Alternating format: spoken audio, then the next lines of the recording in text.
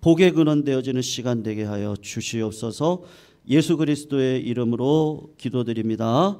아멘. 오늘은 출애굽기로 가겠습니다.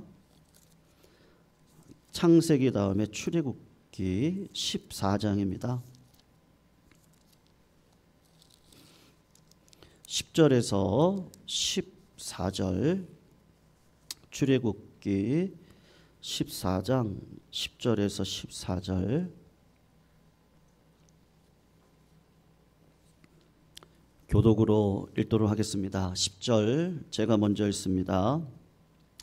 바로가 가까이 올 때에 이스라엘 자손이 눈을 들어 본즉 애굽 사람이 자기들 뒤에 이른지라. 이스라엘 자손이 심히 두려워하여 여호와께 부르짖고 그들이 또 모세에게 이르되 애굽에 매장지가 없어서 당신이 우리를 이끌어내어 이 광야에서 죽게 하느냐. 어찌하여 당신이 우리를 애굽에서 이끌어내어 우리에게 이같이 하느냐. 우리가 애굽에서 당신에게 이른 말이 이것이 아니냐. 이르기를 우리를 내버려 두라. 우리가 애굽 사람을 섬길 것이라 하지 아니하더냐. 애굽 사람을 섬기는 것이 광야에서 죽는 것보다 낫겠노라. 모세가 백성에게 이르되 너희는 두려워하지 말고 가만히 서서 여호와께서 오늘 너희를 위하여 행하시는 구원을 보라. 너희가 오늘 본 애굽 사람을 영원히 보지 아니하리라. 우리 같이 읽습니다. 여호와께서 너희를 위하여 싸우시리니 너희는 가만히 있을지어다. 아멘. 우리가 살아가는 시대는 참 위기의 시대입니다. 이 위기 시대에 우리가 하나님을 바라보자라는 제목을 가지고 말씀의 은혜를 나눴으면 좋겠습니다. 여러분, 이 세상사 이렇게 잘 관찰해 보시면요, 똑같은 햇빛인데 초콜릿은 어떻게 됩니까? 녹죠. 근데 진흙은 어떻게 돼요? 굳습니다.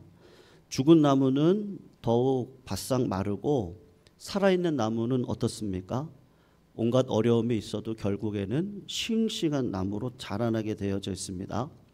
한문에 위기라는 단어가 있는데 이 위기는 위험과 기회라는 단어를 합쳐놓은 단어입니다. 그러니까 위기는 위험이 되기도 하고 기회가 될 수도 있는 거예요. 더 큰 위험에 빠지는 사람이 있느냐 하면 오히려 새로운 기회를 만들어내는 사람이 있습니다. 팬데믹 파라독스라는 유명한 단어가 있거든요. 여러분, 지금 우리나라에는 어떤 팬데믹이 있습니까? 지금 정치적인 팬데믹이 왔습니다.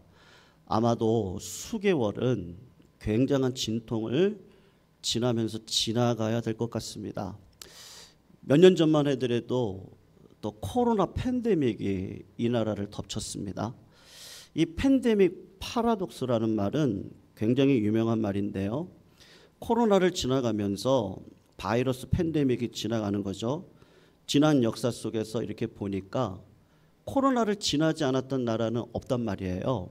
근데 100여 년 전에도 그런 일이 있었고요. 우리나라가 지금의 정치적 팬데믹은 뭐 몇십 년 전에도 있었던 사실이란 말이죠. 그런데 그런 팬데믹을 통해서 파라독스, 이게 역설인데 죽을 것 같은데 살아나는 나라가, 살아나는 가정이, 살아나는 사업이 있더라. 반면에 어떤 가정, 어떤 개인은 그런 팬데믹 가운데 무너지는 사람들도 있더라라고 하는 이야기입니다. 오늘 이스라엘 백성들이 노예로 살아가던 어느 날 하나님이 오늘 본문 배경을 보시면 찾아오시거든요. 그리고 10가지 기적을 동원해서 하나님께서 당신의 백성들을 이렇게 구출해 내십니다. 당시 세계를 지배하고 있던 바로 왕의 코를 하나님이 납작하게 만드셔서 온갖 살림을 챙겨가지고 양떼를 몰고 나오도록 하셨습니다. 그리고 약속의 땅 가나안으로 향해서 나아가도록 하시는데 앞에는 구름 기둥, 불 기둥으로 이스라엘 백성들을 인도를 하시는 것이죠. 얼마나 근사한 일이에요. 하나님의 은혜를 주셔서 우리가 가나안 땅을 향해서 희망을 갖고 나아가니까 굉장히 근사한 광경이 아니겠습니까? 그런데 여러분, 인생이라는 게 그렇잖아요. 꼭 좋은 일만 있습니까? 이게 웬일이에요? 앞에는 홍해가 넘실거리고 가는 길은 막혔습니다. 좌우를 보니까 높은 산들이 도망갈 수 없는 막다른 골목이 되어졌습니다. 뒤에서는 요란하게 애굽 군대가 추격을 해오고 있는 것이죠. 그런 상황이 덮치더라고 하는 거예요. 그런데 여러분, 이 과정을 인도해 가신 분은 누구세요? 우리가 그거 중요하죠. 하나님이 지금 인도해 가시는 과정이란 말이에요. 이 상황을 모르시겠느냐 말이에요. 그러니까 우리는 하나님 앞에 이렇게 물어보셔야 되는 거죠. 하나님, 왜 이런 상황을 저희 가운데 주셨나요? 라고 했을 때 하나님께서 우리들에게 요구하시는 게 있단 말이에요. 이 상황을 내가 만난 거잖아요. 이 상황 속에서 어떻게 해야 되겠느냐? 하나님이 우리들에게 다시 한번 질문을 하시는 거란 말이에요. 전적인 하나님의 은혜로 구원받고 출발한 구원의 여정이 기쁨과 승리의 길이 아니라 막다른 골목, 커다란 어려움의 길이라고 한다면, 하나님께서 우리들에게 이것도 하나님이 주신 거라면 하나님께서 오늘 내가 어떻게 선택하기를 원하실까? 위험과 도전, 시험과 실패, 험한 계곡이 가로막고 서 있다면 우리 살아가는 성도님들은 어떻게 하시겠어요? 우리에게 던져지는 질문입니다. 그럴 때 우리는 모세가 선택한 길이었나요? 백성들이 원했던 길인가요? 그렇지 않잖아요. 하나님께서 인도에 오셨던 길 아니겠습니까? 하나님이 구름 기둥으로 인도해 가실 게 아니라 우리 마음 가운데 어떤 마음이 들어요? 하나님이 구원하시고 하나님이 아신다면요, 이런 팬데믹이 오면은 안 됩니다. 우리는 그렇게 생각할 수 있는데, 그래서 하나님 구름 기둥으로 인도하시지 말고 구름 비행기를 태워서 가나안 땅에 그냥 딱 정착할 수 있도록 해주면 얼마나 좋겠느냐 말이에요. 그런데 하나님이 아시는데 왜 이런 사면 초과를 저희들에게 주십니까? 라고 우리는 질문할 수가 있는 겁니다. 여러분, 예수 믿고 주님 뜻대로 살기로 결단했습니다. 그래서 술잔을 엎어버렸어요. 이제는 내가 세상적으로 살지 않겠다. 열심을 내는 거죠. 그런데 웬일이에요? 사업이 꼬이기 시작을 하고 가족에게 커다란 어려움이 찾아오는 거죠. 자녀들에게도 힘든 일이 있습니다. 가정의 위기가 찾아오는 거예요. 비난의 화살이 날라와요. 내가 그동안 맺어왔던 관계들이 산산이 깨어져 버리고 맙니다. 예수 믿으면 만사형통인 줄 알았더니 위기의 홍해가 내 앞을 가로막습니다. 하나님을 찬양하고 결단하고 나아가는데 헌신하기로 시작했거든요. 그런데 내 몸 가운데 중병이 찾아오기도 합니다. 그 중병을 이기기 위해서 주님 앞에 나왔습니다. 그리고 하나님의 은혜를 주셨습니다. 그런데 또 다른 곳으로 전이가 되어졌답니다. 도대체 왜 하나님은 아실 텐데 이런 어려움들을 저희들에게 주시느냐, 이런 거예요. 여러분, 이스라엘 백성들의 그들의 반응을 한번 들어보세요. 힘차게 나아갔던 이스라엘 백성들이 홍해를 만났을 때 어떻게 오늘 본문은 이야기를 해요? 모세한테 뭐라 그러죠? 아니, 물을 묻을 곳이 없어서, 공동묘지가 없어서 우리를 이 광야로 끌고 왔느냐? 노예로 살아갔던 애굽 사람 밑에서 목구멍에 풀칠하면서 살도록 내버려 두지 왜 이런 곳으로 끌고 왔느냐? 그냥 원망과 불평을 일삼고 살아가고 있는 지금 우리 이스라엘 백성들의 모습을 볼 수가 있는 거예요. 여러분, 하나님께서 이 모든 상황을 아세요? 모르세요? 아시죠? 아시는데 왜 이 나라 가운데 이런 어려움을 주셨어요? 왜 성도님들의 삶에 힘들고 어려운 일들이 멈추는 법이 없습니까? 여러분, 사람은요, 하나님을 바라보지 않으면, 내가 의도적으로 수고와 땀을 흘리지 않으면요, 내가 상황을 보지 않고 하나님께서 명령하셨잖아요. 기뻐해라. 하나님, 제가 주님 바라볼게요. 하나님, 내가 오늘도 주님의 말씀에 귀를 기울이겠습니다. 이게 바라보는 거잖아요. 기도 자리에 가만히 있으면 하나님이 찬양을 주세요. 주 예수보다 더 귀한 것은 없네. 지금까지 지내온 게 주님의 크신 은혜다. 내 평생 가는 동안 하나님이 나를 인도하시네. 주님 바라보면 하나님이 저희들에게 은혜를 주시거든요. 여러분, 우리가 가장 쉽게 사는 방법이 뭐예요? 본성대로 살면 됩니다. 미국의 빌 게이츠라고 하는 유명한 사람이 있죠. 이 사람은요, 굉장히 그 타인을 향한 지향적인 사람입니다. 이분은 자기가 가지고 있는 부요함이 있어요. 내 때에 잘 먹고 잘 살면 끝나는 게 아니잖아요. 다음 세대가 또 살아야 됩니다. 그러니까 이 사람이 고민을 하다가 어떤 생각을 했냐 하면, 인생을 살아가는데 철학이 있잖아요. 하나님이 나에게 주신 은혜가 있습니다. 그런데 이제 고등학교를 졸업하고 대학을 들어가는 학생들이 미국에 굉장히 많잖아요. 그러다가 하나님께서 나에게 주신 부요함을 가지고 다음 세대를 섬길 수 있는 방법이 뭘까? 그러다가 이분이 굉장히 감명 깊게 읽은 책이 있습니다.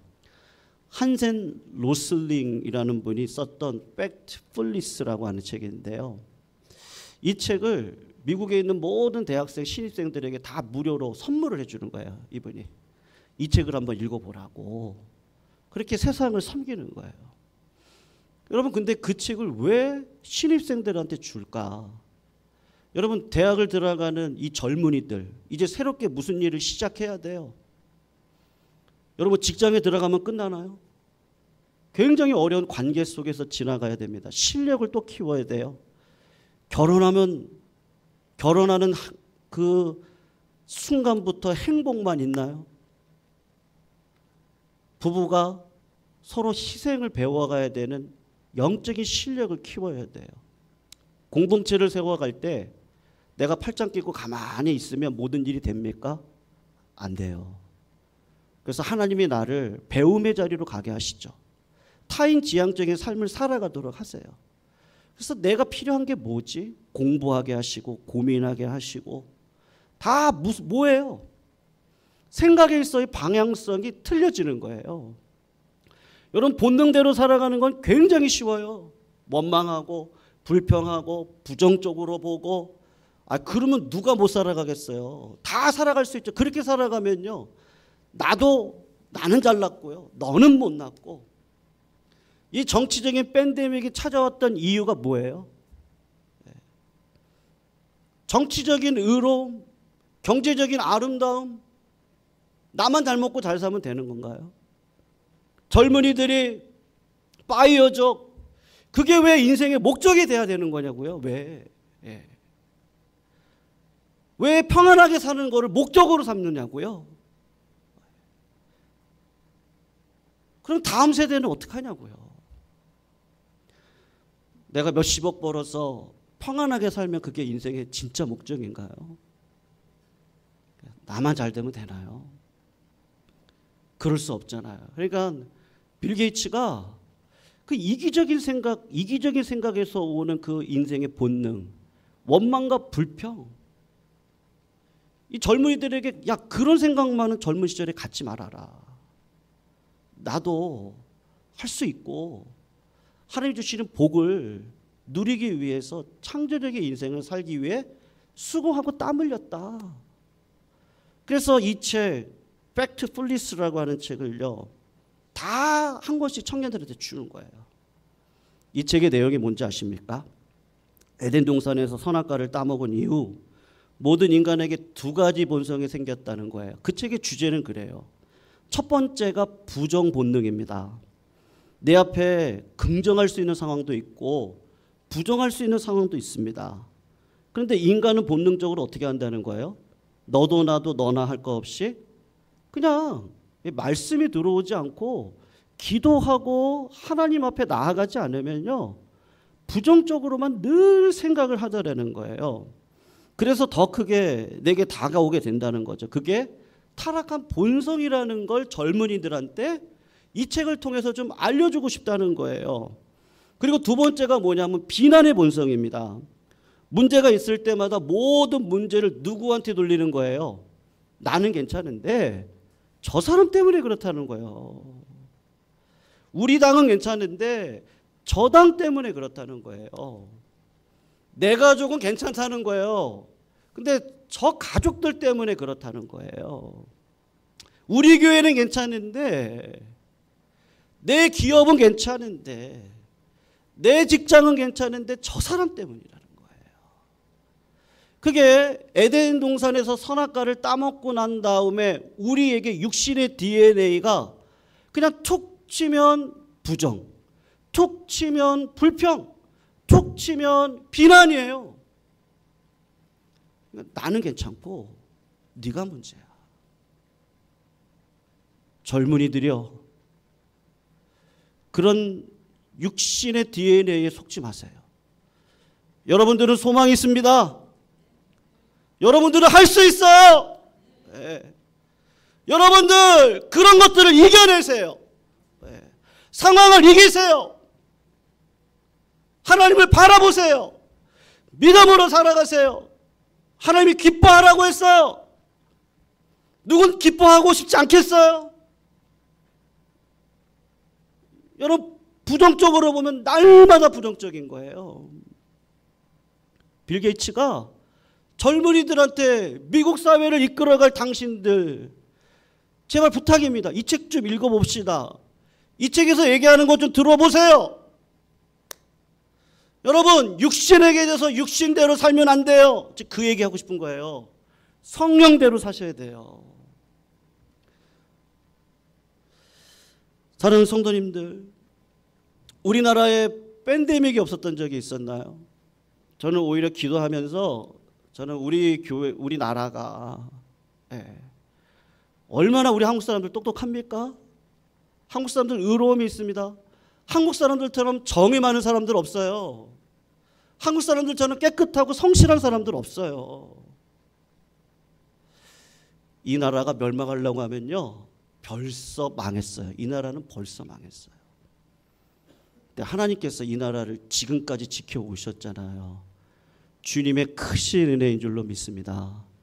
여러분, 역사적으로 제가 말씀을 준비하면서 저도 우리에게 부임하고 한 달 지나서 바이러스 팬데믹이 왔었잖아요.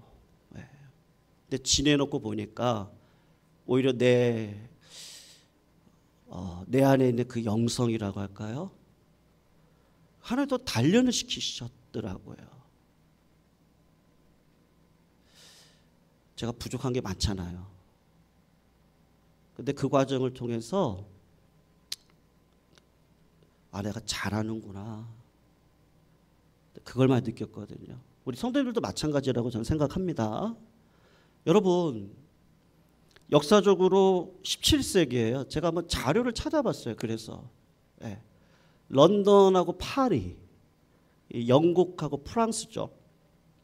여러분, 17세기에 영국에서 이 바이러스 팬데믹이 일어났었습니다. 근데 그때 설상가상으로요, 런던의 대화재 사건이 일어났었거든요. 그런데 똑같은 위기죠. 근데 영국의 백성들은 어떻게 했는지 아십니까? 오히려 손을 벗고 일어났어요. 일어나서 사람들을 돌보기 시작을 했습니다. 죽음을 아까워하지 않았어요. 이 의료진들부터 시작해가지고 죽음을 아까워하지 않고 백성들을 사랑하는 자리로 들어간 거예요.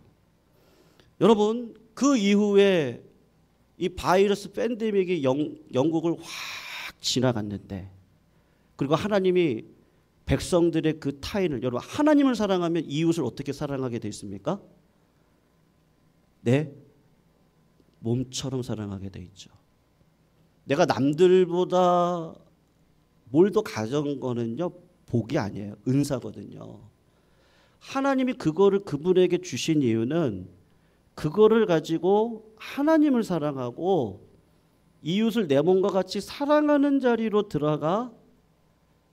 해결을 해가야 되는 거예요. 인생에 문제가 없었던 적이 어디 있어요.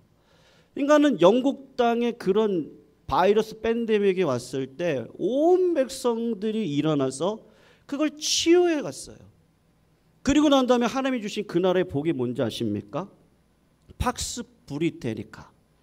영국에 엄청난 경제적인 부흥을 주셨어요. 프랑스도 마찬가지예요. 똑같았어요. 똑같이 발벗고 나섰어요.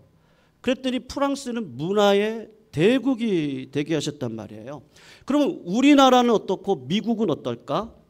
100년 전, 100여 년 전입니다. 1917년, 18년 우리나라가 일제 강점기에 있을 때 스페인 바이러스, 독감 바이러스가 그때 우리나라를 뒤늦게 찾아왔어요. 사실은요, 여러분, 스페인 독감은 어느 나라에서부터 시작된지 아십니까? 어느 나라일까요? 제가 이렇게 얘기하는 거 보니까 스페인은 아니겠죠? 미국입니다. 네. 미국에서 일어난 게 스페인으로 건너갔고 스페인에서 확산 일로 가운데 알폰소 국왕이 죽어요. 그러니까 굉장히 큰 일이 벌어진 거죠. 그때 명칭을 스페인 독감이라고 이야기를 했거든요. 미국은 싹 빠져버렸어요. 여러분 그때 미국이 굉장히 영적으로 부흥할 때입니다. 1910년도면은. 근데 그 일로 인해서 쇠퇴의 길로 들어가기 시작을 해요. 근데 우리나라에 1917년에 이 스페인 독감이 늦게 찾아왔습니다. 그럴 때 선교사님들, 교회의 일꾼들, 일제 강점기에 일본 사람들이 제대로 된 치료약도 주지 않은 그때에 마스크 쓰고 거리두기 할 그때였거든요. 그때가 100여 년 전이었어요. 그런데 많은 사람들, 선교사님들을 포함해서 죽음을 무서워하지 않고 우리 국민들을 도우기 시작을 했거든요. 그 살아난 사람들이 기적을 경험하고 교회가 세워지고 3.1운동을 통하여서 이 땅 가운데 독립의 역사가 일어났고 하나님의 교회가 뿌리 내려지는 그런 놀라운 일들이 벌어졌단 말이에요. 여러분, 힘들고 어려운 상황이 없었다는 게 아니라 그때도 어떻게 한 거예요? 내가 사랑하자. 사랑하고 보면 어떤 마음이 들어요? 알고 싶어요. 배우고 싶어요. 그 사람에게 눈이 가죠. 저 사람은 어떤 생각을 할까? 하나님을 사랑하면 예배만으로 만족이 안 돼요. 말씀을 피자. 말씀을 가지고 하나님이 어떤 분이시지? 그 하나님은 역사 속에서 어떤 일을 행하셨지? 그 역사 속에서 행하셨던 그분이 이 시대에도 우리에게 똑같은 일을 행하시겠지? 믿으십니까? 네, 하나님께서는 그러신 분이잖아요. 내가 하나님을 사랑하면 사랑의 자리로, 기도의 자리로, 감사의 자리로, 그분을 배워가는 자리로 가듯이 내 이웃을 사랑하는 그분의 자리로 들어가 고민하고 치열하게 싸우고요. 치열하게 땀을 흘리고요. 내가 사랑하고 싶은데 내 실력으로 안 되는 걸 치열하게 깨닫고 그리고 어느 자리로 들어가요? 저는 제가 할 수 있는 게 기도밖에 없더라고요. 그래서 역설적으로요. 기도를 멈출 수가 없어요. 역설적으로 그래요. 역설적으로요. 내가 목회에 올인할 수밖에 없어요. 역설적으로요. 왜요? 하나님이 하실 거니까요. 여러분, 오늘 위기 앞에서 두려워 떨고 있는 백성들을 향한 지도자 모세의 외침에 귀를 기울여 보세요. 13절을 한번 보십시오. 뭐라고 얘기합니까? 모세가 백성에게 이르되 너희는 뭐 하지 말래요? 두려워하지 말아라. 여러분, 하나님을 경외한다는 말도 똑같이 두려워하다는 말을 쓰거든요. 위기를 두려워하는 자는 위기만 보이죠. 문제를 두려워하는 자는 문제만 보이죠. 어려움이 무서운 자는 어려움만 보입니다. 그 대신 뭐가 안 보입니까? 진짜 두려워해야 될 하나님은 보이지 않습니다. 하나님의 사랑이, 하나님의 능력이, 하나님의 역사가 보이지를 않습니다. 두려워하는 자에게는요, 하나님이 보이지 않는 거예요. 근데 하나님을 두려워하면 하나님이 보이고 하나님의 능력이 보이고 하나님의 역사가 보이기 때문에 나는 담대하게 이 땅을 걸어갈 수 있는 거죠. 그러니까 오늘 모세가 하는 얘기가 뭐예요? 14절을 보시면 여호와께서 너희를 위하여 싸우시리니 너희는 어떻게 있으라고요? 가만히 있어라. 여러분 여기 가만히 서서라는 말은 재미있는 말입니다. 히브리어로 야차브라는 말인데 이게 그 자리에 서 있으라는 말이 아니에요. 가만히 있으라는 말이 아니에요. 하나님께 주사위를 던지라고 하는 말이거든요. 하나님 앞에 나아간다는 뜻입니다. 어떻게 판단할까? 내가 어떤 길로 걸어갈까? 무슨 일을 할까? 뭐를 믿을까? 내 인생의 주사위를 누구를 근거로 판단하고 순종하고 걸어가라고 하는 거예요. 하나님을 바라보고 하나님 편에서 그 길을 걸어가라고 하는 거예요. 여러분 참 신기하게도요. 광야라는 단어가 히브리어로 뭐냐면 미드바르입니다. 미드바르. 근데 말씀이라고 하는 단어가 뭐냐면 다바르라는 뜻이 있어요. 그러니까 여러분 워드 플레이죠. 미드바르 광야고요. 말씀은 뭐라고요? 다바르. 미드바르에서 다바르 한다니까요. 여러분 광야에 하나님 아시죠? 근데 왜 보내세요? 왜 미드바르로 보내세요? 다바르 하라고. 광야에서 말씀을 들으라고 미드바르에 다바르를 해주시는 거예요. 여러분 광야는 하나님의 음성을 크게 듣는 자리예요. 그러니까 여러분 우리가 태도를 어떻게 하느냐가 굉장히 중요한 거죠. 사랑하는 성도님들, 광야의 위기 앞에서 백성들은 넘실대는 홍해를 보았습니다. 말바꿈 소리를 들었을 거예요. 막다른 골목이 다 절망하고 있었을 겁니다. 백성들은 원망과 불평을 쏟아냅니다. 그런데 어리석은 백성들은 어떻게 하는 거예요? 계속해서 안 된다는 거예요. 원망하는 거예요. 불평하는 거예요. 비난하는 거예요. 누구 때문이라는 거예요. 사실은 누구 때문인데요. 여러분 누구 때문이에요? 우리 최치민 권사님이 누구 때문인데요? 다른 사람 보실 필요 없다니까요. 여러분 지도자를 보세요. 지도자 모세를 한번 보시면 그 사람이 한 일이 뭐예요? 하나님만 바라보았습니다. 하나님을 바라보았는데 갑자기 구름 기둥이 앞쪽에 있다가 뒤로 가는 거예요. 하나님 우리를 죽이시려고 그러나? 왜 구름 기둥의 인도함조차도 사라져 버리는가? 근데 모세는 계속 하나님을 바라보는 거예요. 하나님의 선하심이 있다는 거예요. 뒤를 돌아보니까 구름 기둥이 애굽의 군대를 다 막아주고 있는 거예요. 이스라엘 백성들은 어떻게 하면 되는 거예요? 그냥 마른 땅 걷듯이 홍해를 건너가면 되는 줄로 믿습니다. 여러분 제가 질문 하나 드릴게요. 잘 맞춰보세요. 홍해가 언제 갈라졌을까요? 힌트 드립니다. 마지막이 정답입니다. 제가 힌트 드려요. 1번 모세가 기도할 때 갈라졌다. 2번 모세가 지팡이를 내밀 때 갈라졌다. 3번 믿음으로 첫걸음을 홍해바다 속으로 내밀었을 때 갈라졌다. 1번, 2번, 3번. 답은 뭐예요? 어떻게 하셨어요? 가나의 혼인잔치에서 물이 포도주로 바뀌는 사건이 있었습니다. 좀 더 어려워요. 제가 4번까지 예시를 드릴 거예요. 1번 종들이 물을 퍼올릴 때 포도주로 바뀌었다. 2번 길어가지고 이어올 때 포도주로 바뀌었다. 3번 항아리에 부을 때 포도주로 바뀌었다. 4번 순종하여 물을 퍼줄 때 포도주로 바뀌었다. 몇 번이에요? 어떻게 하셨어요? 우리 성도님들 진짜 똑똑하세요. 네. 여러분 기적이 왜 없어요? 이 시대에 왜 기적이 없어요?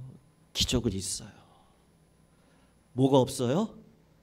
끝까지 3번까지 끝까지 4번까지 순종하지 않아서 기적은 안 일어나는 거예요. 하나님께서 오늘도 저희들에게 역사해 주실 줄로 믿습니다. 우리 믿읍시다. 그것 때문에 망하지 않습니다. 이 나라 망하지 않습니다. 우리 교회 망하지 않습니다. 성도님들의 가족 망하지 않습니다. 아멘 할 때까지 한다니까요. 성도님들 망하지 않습니다. 사업장 망하지 않습니다. 이 나라가 왜 망합니까? 우리 교회가 왜 망해요? 안 망합니다. 성도님들의 자녀들은 반드시 잘 될 줄로 믿습니다. 네, 어려움이 있죠. 1번 아니면 2번으로 가요. 2번 아니면 3번으로 갑시다. 3번 아니면 어디로 가요? 4번으로 갑시다. 답은 있어요. 하나님이 우리를 성숙하게 가기 위한 맏아들 삼아 주시려고요. 정말로 영광스러운 자리에, 여러분 나 하나 잘 먹고 잘 사는 그게 뭐가 복이에요. 우리 교회로 인하여서, 우리 성도님들의 삶으로 인하여서 내 주변 사람들이 눈물을 닦아낼 수 있고, 그들이 일어설 수 있고요, 그들이 기도할 수 있고, 그들이 힘을 얻을 수 있다면 그것만큼 아름다운 인생이 어디 있어요. 네. 우리는 할 수 있는 줄로 믿습니다. 특별히 사랑하는 성도님들, 이 나라 가운데 정치적인 팬데믹이 갑작스럽게 찾아왔습니다. 갑작스러운 파고가요, 경제를, 그리고 지금 국방을 흔들고요. 외국의 지금 많은 나라의 리더자들은 대한민국을 굉장히 부정적으로 보기 시작을 했고, 그러나 100여 년 전 평양대북운동을 통해서 이 나라를 불쌍히 여기셨던 하나님은 우리나라를 더 견고하게 세워 가실 줄로 믿습니다. 왜냐하면 우리 성도님처럼 똑똑하신 우리 백성들이 있잖아요. 근데 인생이 똑똑하면 안 되고요, 하나님을 바라보는 그 하늘의 지혜로 똑똑해야 될 줄로 믿습니다. 이 시대에 성도님들 부탁드립니다. 어느 편에도 서지 마세요. 하나님 편에 섭시다. 네. 그리고 하나님께 기도합시다. 하나님 이 나라를 불쌍히 여겨주세요. 그럼 내 죄악이 보일 거예요. 하나님 저부터 회개할게요. 하나님 저부터 성실하게 살게요. 하나님 저부터 이 이기심을 버릴게요. 하나님 도와주세요. 하나님 우리 가정을 도와주세요. 내 자녀를 도와주세요. 내 사업장을 도와주세요. 하나님 정말 크게 쓰임받고 싶습니다. 네. 이 사업을 통하여서 많은 사람들을 살리고 우리 교회를 통해서 나라가 세워질 수 있다면 하나님 그것만큼 큰 영광이 어디 있겠어요. 하나님 영적인 부요함을 우리들에게 주세요. 그렇게 같이 한번 기도했으면 좋겠습니다. 우리 한번 이 찬양 부르시고 한 2분 정도만 한번 기도하겠습니다. 물 가운데 지날